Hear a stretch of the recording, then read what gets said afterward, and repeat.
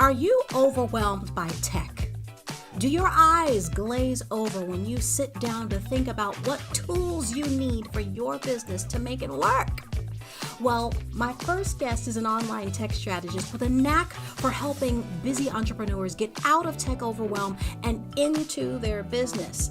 And on the next level stage, I have got a young powerhouse vocalist who is making her mark in the music scene. Techie tech and music.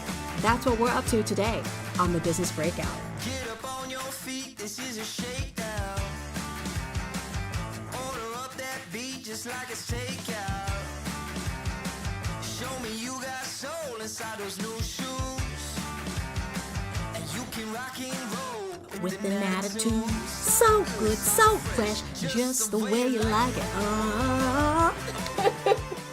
Hey, I am not afraid to admit that I am a recovering shiny object syndrome addict.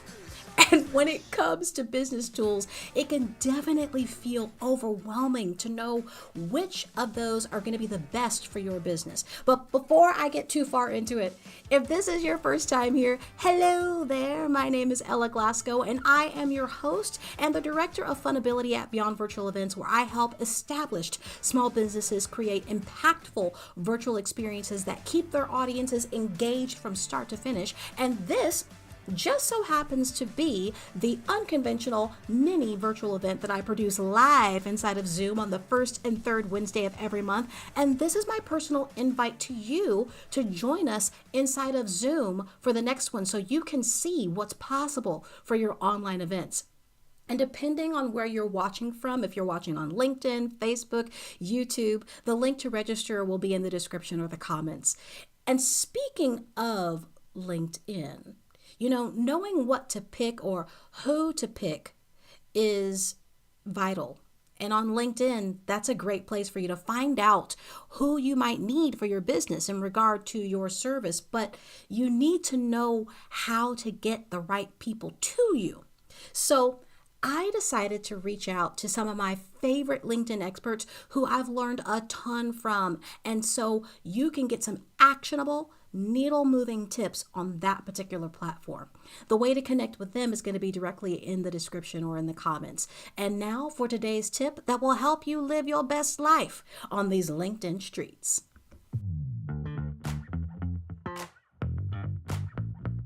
Hey, I'm Liam, and here's my LinkedIn tip in 30 seconds. Treat your profile like a landing page for your personal brand. Be deliberate with your picture. No selfies, look at the camera, smile. Create a nice banner. Obsess over your headline. Make it crystal clear and succinct. And don't hesitate to sprinkle a fun fact about yourself in there. They make great icebreakers. Invest time or money in creating a robust about section that speaks to your target audience. Talk about what you do, how and why you do it, and who you are. Make visitors want to learn more and give them a reason to read.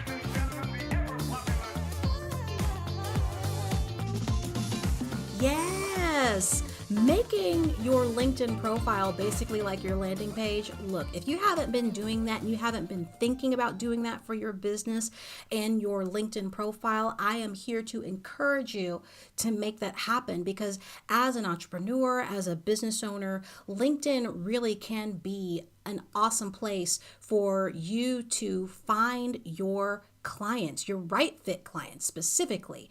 And LinkedIn is definitely a tool that you're going to want to have in your arsenal. And like I said, there are so many tools to have in your arsenal, but you may also consider yourself to be incredibly untech savvy. And my first guest helps coaches, consultants, and service providers to conquer online business tech, which happens to be the name of her business, by the way, by helping them implement simple systems that remove the tech chaos. So please welcome online tech strategist Tara Wilder. Hey, Tara! It's good to see you. Thank you so much for having me on the show. I am so glad you're here. We've been talking about this for more than a minute. And a couple minutes at least. A couple minutes. And it's been so long since I've had the opportunity to talk with you and talk with you specifically about this, because when it comes to businesses, business owners, and their tech needs and their amount of untechiness, the untechiness can be real for business owners. So I know that you are helping them with that. So how do you really help your clients to overcome their initial fear to develop like a positive mindset towards tech? Well, I work with people in two different capacities. I work with them one-on-one, so the private clients, of course, and we create customized solutions for them, which I'll say more about in a second. But Conquer Online Business Tech is a course shop, so it's DIY courses to be done on demand, basically. And so my philosophy is that every brain and every business and business goals and vision and everything is different. So there's no true one size fits all solution. So I try to really remind people of that. Like ClickUp may work for one person and not for the other. But then at the same time in my courses, I have to select some tools for them to use. So I select the ones that I feel are best for beginning entrepreneurs or people who just don't consider them very tech savvy. And it's really, really important to me to not use big technical words or concepts, like to actually describe what they are and understand that I'm not working with a colleague. I'm working with somebody who's hired us or is working with us in whatever capacity to make tech accessible. And I also try really hard not to throw all the bells and whistles at them because there are a lot of bells and whistles and shiny objects. And I'm like, no, let's just clear the fluff. It's very cool that you can upsell and do this, but let's just stay focused on your very first goal. Let's just set up your lead magnet, and then we'll create a really fancy, elaborate follow-up strategy with that.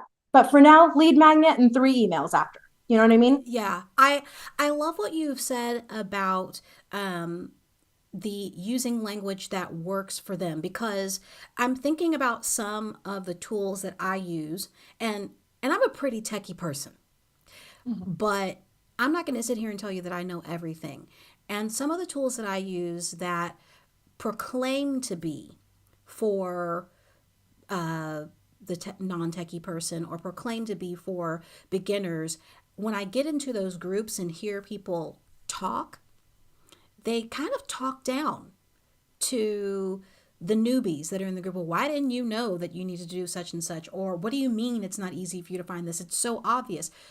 And it's obvious to me that some of the tools that business owners need to use are speaking to developers and not speaking to business owners. So how, again, are you getting around that to help them within a tool? Is there a particular tool with that in mind that you can think of that kind of, it definitely is for a new business owner, but it's got tech speak in it that you're going to have to translate for them? That has tech speak or doesn't have tech speak? That has tech speak that you have to translate. Honestly, I feel, oh, go ahead. Yeah, no, you're right. Yeah, you're good. Honestly, I feel like all of them have tech speak. And those people who talk down to people, actually, that bothers me in every area of life, because none of us came out of the womb knowing how to do these things. We barely even knew how to breathe. Some of us couldn't breathe when we were born. So these developers and people who are talking down, there was a time in their life when they learned this information for the first time. Also, there is a sort of like intuition that you have when you do work with so many tech tools. So picking new ones up is really easy because you're like, okay, all of them have, this is really basic, but like a settings menu. And typically it's a gear icon. And typically it's in the corners, like, so I'll just look. So I have multiple times been on a Zoom call with a client and sharing my screen with a new tool, and I'm figuring it out as we go. And I'm doing a pretty good job at it because intuitively I already know how these tools work. So I was leading to something and I actually just forgot your question. The tech tools that don't use techie language, honestly, I find that they all do to a certain extent.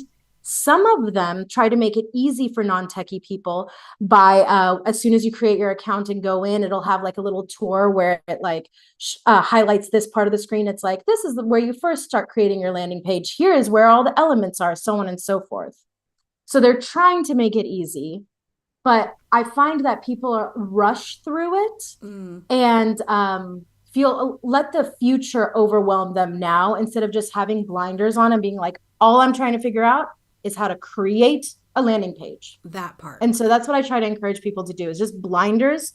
Just figure out what's in front of you right now. Right, exactly that part. I think that is incredibly important when it comes to working with tech tools. And I'm thinking about the times that I've worked with people using some of the tech that I use.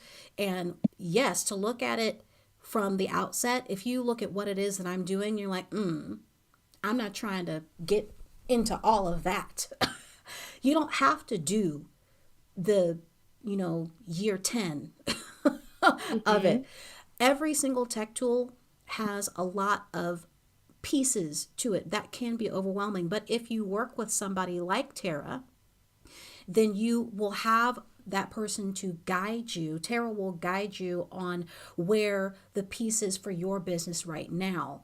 I think that the other flip side of that coin, and Tara, you can tell me if you see this as well, is that a person will look at a tech tool that has a lot of bells and whistles to it and think immediately, because it has so much more and they're overwhelmed by the so much that it has, that it's not for them because it has so many things that it has the capability to do. Yeah, I've seen that for sure. Actually, another direction I was going in when you started asking that question is something else that's really common, is that people will try to future-proof their tech systems right now and be like, well, I plan on creating a course in a year, so can I do that with this? Then they look at all those bells and whistles. And I say, your future plans are really important, and look at those things and consider them. But it's possible that by the time a year comes around, you have a different vision for whatever it is that you wanted to do, and you're going to have to use a different tool for that anyway. So I've seen more people like looking for tools that have everything that they want to do in their business for the next 10 years or whatever, rather than turning away because of the bells and whistles. The bells and whistles pull them in. Yeah, bells and whistles do pull us in. But like I said, they get overwhelmed. And you've said they get overwhelmed by all. I do too, to be honest. Even I do. Look, I do too. As much as one would believe that I'm not overwhelmed by bells and whistles, as many bells and whistles as I use, I too can get overwhelmed by the bells and whistles. And it can be a challenge to figure out, where to start. So you mentioned that when you're working with a business, that you are helping them to really develop a plan to understand where they need to begin. So I know that you've worked with a lot of businesses up to this point. Where have you seen, or let me phrase this question differently. What have you seen any commonalities between what tools a business should start with in the beginning? Like they just opened their doors yesterday and they were like, Tara, I need help. You've spoken with so many people. Have you seen a commonality like, I can't speak, commonality that, you know what, actually you should start with this particular tool? Well, invoicing, or your way of accepting money. That's the very first thing that you need to do. And I find that people get really excited about all the other tech areas of their business. And what they really need to do in that moment is, instead of trying to automate everything, it's okay to do things manually and inefficiently for now. But the very first thing you need is a way to collect money, because you are a business. So like work on your client invoicing or your credit card processor and so on and so forth. And if you don't have the funds to create a really cool automated sequence of like client or onboarding or customer engagement, then either keep it simple or keep it simple and build up later. Actually, that's pretty much it. Yeah, just keep it simple at the beginning. Or do it manually. That's what I was thinking, is either you just do it manually, you create invoices by themselves and send them out, or you can create a cool automated system, but a simple one. Yeah, I think that you're right about people forgetting that they have to get paid. They need a way to get paid. Because websites are sexy, social media is sexy, and we think, oh, we need to bring in the people. But then once you bring them in, how are you going to get their money from? Yeah, that sounds so bad. How are you going to collect Oh, I don't even know what the word is now. I You mean, know it's what I'm true. talking about. There's How you nothing, gonna by get the that way, money? nothing wrong with making money. There's nothing It's wrong okay with to it. make money as long as you're doing it honestly and with integrity, all that. Yes, yes. Oh my gosh, Tara. I love you so much. We're gonna take a break. We're gonna put just a little bitty pin in what we're talking about right now because she and I are not done talking about this. There's there's so much that can be talked about when it comes to your tech and the pieces that you need for your business. And I hope that what we've been talking about thus far has been really helpful for you. I want to introduce you to my next guest before we get too far into it, because she is wonderful. And sadly, this particular episode, I'm not able to have her. Judith! Hey, Judith. And you're right. Yes, she said you have to get their money from them. You're right. So this next guest that I have, she's not able to be here with us live today, but I want you to know that she is going to be here again live in May. But I want to give you a little bit of a taste of her. So please welcome to the next level stage, Kasey Jacques.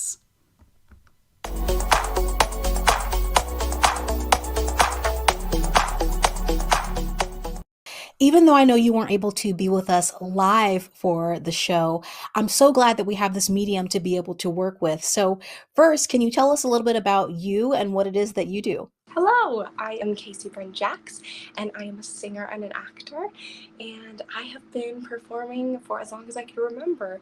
My parents told me when I was 2 I would be in the backseat of the car belting out Foo Fighters songs, profanity included, and I never really stopped. I started taking voice lessons, and I graduated with my BFA in musical theater, and now I am auditioning and singing, and I am super excited to be here. Wow, I really love that. So now I want to know, how did you even get into doing what it is that you're doing, and what do you love the most about doing it? The elementary school that I went to made you perform in at least one show just to get an idea and experience it. And so my brother was in it, and I was 3 years old, and I remember sitting in the audience watching him in Peter Pan and just wanting to be up on stage. So the next year I auditioned and I loved it. I was in every show they did. I think it was like 3 or 4 shows a year, and up from 3 years old until I graduated high school, and then I went and did theater in college as well. And I loved it. I took classes at South Coast Repertory through high school as well and did shows there, and just everything about it, just being able to create characters and just be someone else for that little amount of time. And I thought it was so fun, and the group of people that you perform with is always so wonderful, and just the whole experience. I just love it. Thank you so much again for being on the show in this way. I'd like to end our time together with one more question, and that is there any one thing that you'd like to leave our audience with? Recently, I've really enjoyed getting to sing songs that I grew up listening to and that I still listen to in the car. And so with this particular song, I have very good memories associated with it. It makes me smile, and it's one of my favorites to sing. So for this very short clip of What's Up by Four Non Blondes, I just hope whoever listens to it walks away with a smile and just jams out to it. And if they have happy memories associated with it as well, that they remember those. And yeah, I am just super excited I get to share it here. So I wake in the morning and I step outside and I take a deep breath and I get real high and I scream the top of my lungs, what's going on? And I said, hey, yeah, yeah, yeah, hey, yeah, yeah. I said, hey, what's going on? I mean, that amazing, incredible voice coming out of that meek, mild speaker. Look, she is no joke, and I cannot wait to have her back on here in May. She's going to be here in May live with us to speak with us, and her voice is powerful. I hope that put a smile on your face, because it definitely puts a smile on my face. And every time I hear her, I am smiling because she is incredible. And I told you that we were not done with Tara. I'm going to bring Tara back. We're going to talk a little bit more about some more tech stuff and get maybe her best tools for you to start with before she goes. All right. Hey, Tara. Hello, hello. That was so beautiful. Right? I loved that, and I love her energy. I know, right? The first time I heard her sing, I was just like, wait a minute, ma'am. Wait a minute. Also, can I also have a boardwalk to sing under, because that was incredible. That space. Right? But I want to talk about you. I know, it's goosebumps. I want to talk about you, Tara, and I want to make sure that we leave our viewers today with some really actionable steps that they can do today. Besides the fact that they need to get in touch with you to help them with their tech tools, tell us, what are three tools? I know payment's going to be one of them. 3 easy tools that you feel that most likely all entrepreneurs, new business owners can start out with for their business. Okay, so I'm going to give a huge caveat. Let me go on a 10-second rant first. There are lots of tech gurus and experts out there, and I'm one of them. And I'm going to name specific tools right now, but I don't want that to distract you from whatever tool you might already be considering, because everybody is going to say something different. And a lot of people get stuck in their tech and systems processes building because they're like, oh, I heard that I should use MailChimp, but then she's saying ConvertKit and she's saying ActiveCampaign. So I'm going to make these recommendations, and they may or may not be right for you, but I will tell you what some of my favorite tools are. So I really enjoy using HoneyBook for payment processing for service-based businesses. And because you can send out invoices, you can send out proposals and contracts, and have them sign contracts, your clients, really easily, and it's legally binding. It also has an appointment booking or scheduling tool. And personally, it doesn't operate the way that my favorite one does. So the second tool is Calendly. It's like calendar, but Calendly. I really enjoy it. And I've been using it for 4 or 5, I don't even know how many years I've been using it, but I really enjoy it. There's a lot of different things you can do. And you can also keep it simple and just create one calendar, one event. What happens is it connects to your digital calendars. And when you tell Calendly, oh, make me available to be booked between 12 and 6 p.m. every day, it'll look at your digital calendar and see, oh, if she has an appointment at 3 p.m. on Tuesday, I'll make sure not to schedule that, or not to make that available on the scheduler. So it's really helpful. I know that I just kind of ran through that. And then email marketing. I really enjoy ConvertKit for most people. And the reason why I say ConvertKit over the very popular MailChimp for beginners is because while, yes, they don't have a paid program or paid plan, their automations building and email sequence building with MailChimp is very limited. And so once you decide to make it a little bit more sophisticated, not even a lot, but a little bit, it's a little messy in my experience. So I say ConvertKit's a great place to start. You can sell digital products there as well and create landing pages too. And I feel it's affordable. Yeah, I am familiar with all 3 of those.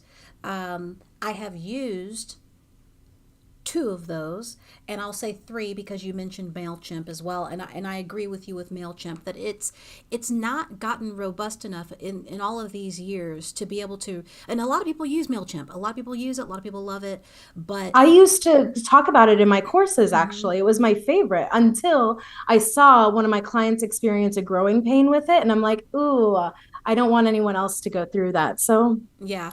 And the growing pains can happen quite quickly because I know you mentioned before, sometimes people are thinking 10 years down the road for what they need, and so they're trying to buy out a platform that will do hashtag all the things. But with that being said, I think there is a little bit of wiggle room in that, probably not starting out with the most basic of things, being, I would say, MailChimp being the most basic of things, and moving into starting with a convert kit early on, because you will be able to grow with it in the best way.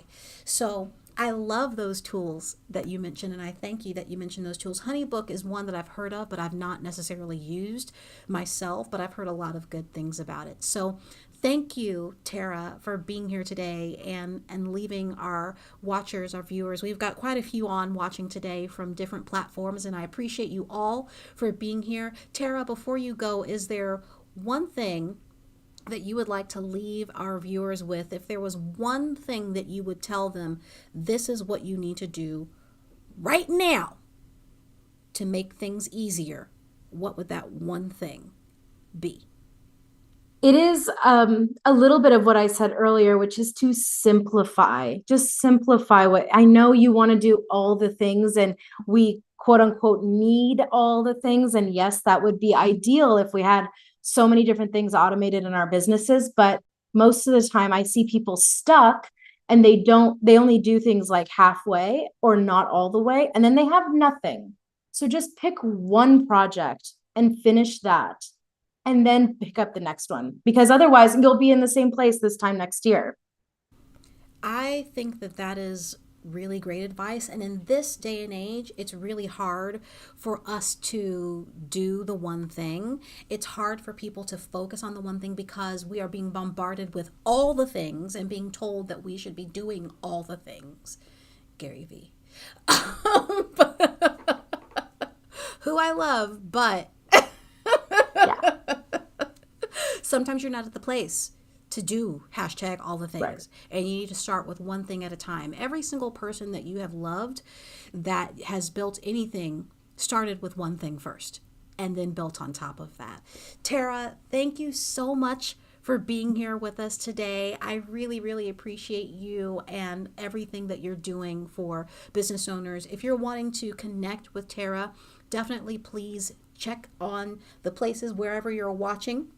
They will be updated not very long after this broadcast with all of her information so that you can get in contact with her and get out of your tech overwhelm. We will be back with you in just a moment, Tara. I will see you in just a moment, Tara. Thank you so much for being here with us today. So I want to let you all know that when it comes to your virtual events, I know you see me doing all the things on this screen. I want you to know that it doesn't have to be complicated for you to do what it is that you need to do with your event. If it's something that you want to learn how to do yourself, or if you're wanting myself and my team to come in and do hashtag all the things for you, because at Beyond Virtual Events, it's not just about hosting events. It really is about crafting engaging experiences with purpose. You see, an event can be a stepping stone when you've done it right, and it can transform a single moment into a cascade of marketing opportunities for your business. And I can help you overcome the challenges that you may be facing with your online events. So if you are ready to elevate your virtual presence and turn your next event into a powerhouse of ongoing lead generating engagement without tech headache, then I am here to help you make that happen. And until next time, keep smiling, keep singing, and remember that everything that you do can go far beyond